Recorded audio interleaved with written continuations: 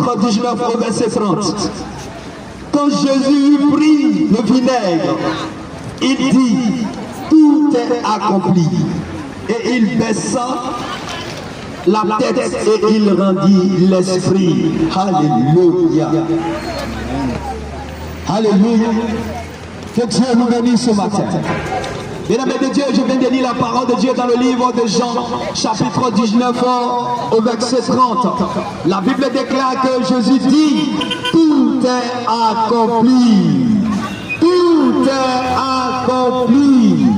Tout est accompli. Alléluia. Mesdames, cette parole est une parole d'assurance pour toi ce matin. Cette parole est une parole bien-aimée d'assurance, une parole de salut, une parole bien-aimée de guérison, de délivrance, de restauration pour quiconque est au sang, bien-aimé de ma voix. La Bible déclare, Jésus-Christ va prendre la parole après tous ces avènements, après tout, bien-aimé, ce que les gens vont faire à Christ. Lorsque, bien-aimé, il sera au poteau de la croix, Jésus va donner une seule parole. Et cette parole-là, bien-aimé, c'est une parole de réconfort pour l'Église.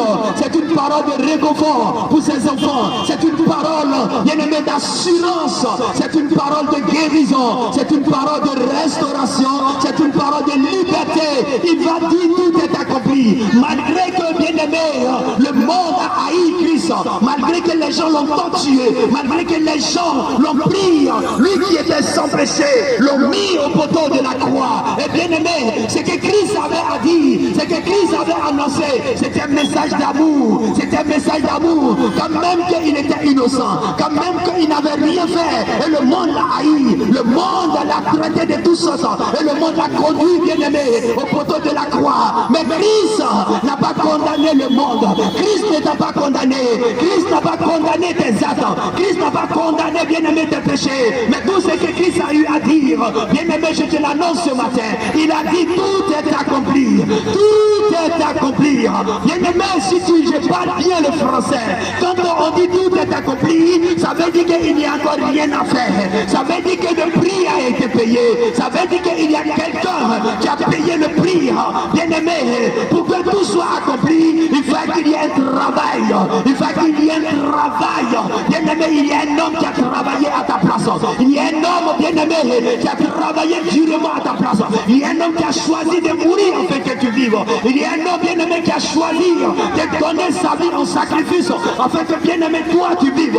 Et c'est cet homme-là que je vais te parler de lui. C'est cet homme-là que je vais t'annoncer son retour. C'est cet homme-là que je vais t'annoncer, bien-aimé, sa venue. C'est pourquoi ce matin, j'ai une parole de réconfort pour toi.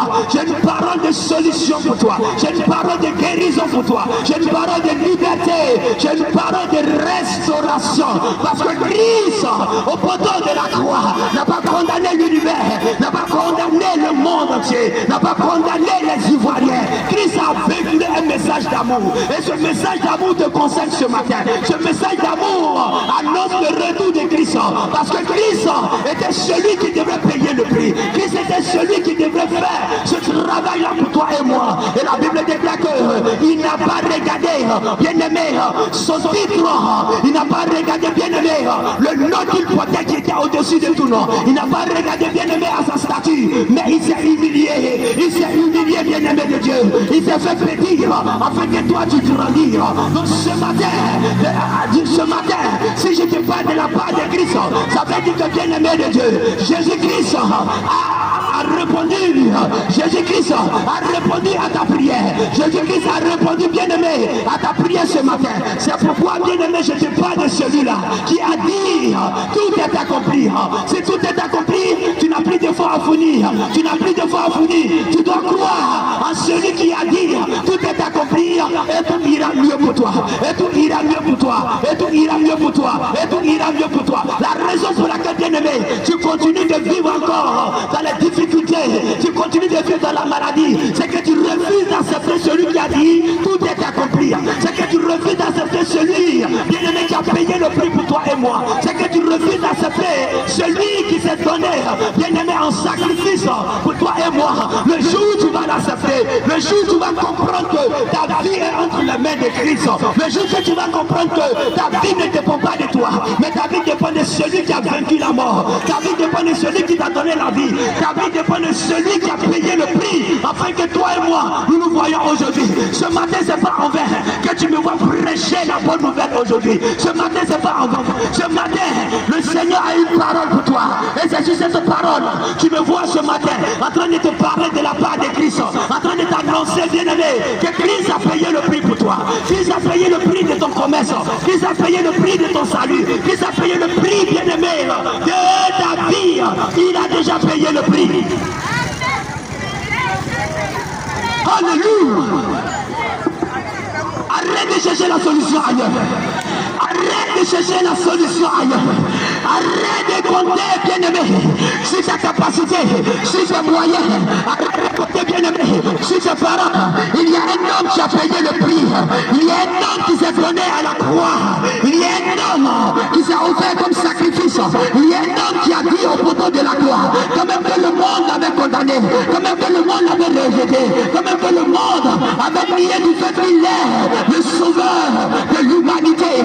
Bien-aimé, malgré tout ce qu'on lui a fait, bien-aimé, lorsque on était en train de le frapper, lorsqu'on était en train de le maltraiter, bien-aimé, lorsqu'on l'a mis au poteau de la croix, tout ce que Jésus a dit, pardonne-leur, car ils ne savent pas ce qu'ils font. Quel est cet homme-là qui peut pardonner à ses ennemis? Quel est cet homme-là qui peut pardonner lorsque il est en train d'être torturé? Quel est cet homme-là qui peut pardonner lorsque il est en train d'être maltraité? Mais je connais cet homme-là. Il est l'amour de Dieu. Il est l'amour manifesté de Dieu sur la terre. Il est venu sur la terre afin que les gens voient combien de fois Dieu est amour. Combien de fois Dieu est amour. L'amour de Dieu est grand pour toi, mon frère. L'amour de Dieu est grand pour toi, ma soeur. S'il te plaît, regarde à l'amour de Dieu. Regarde ce que Jésus fait pour toi chaque jour. Je vais te dire la vérité. S'il y a quelqu'un qui veille sur toi, c'est Jésus.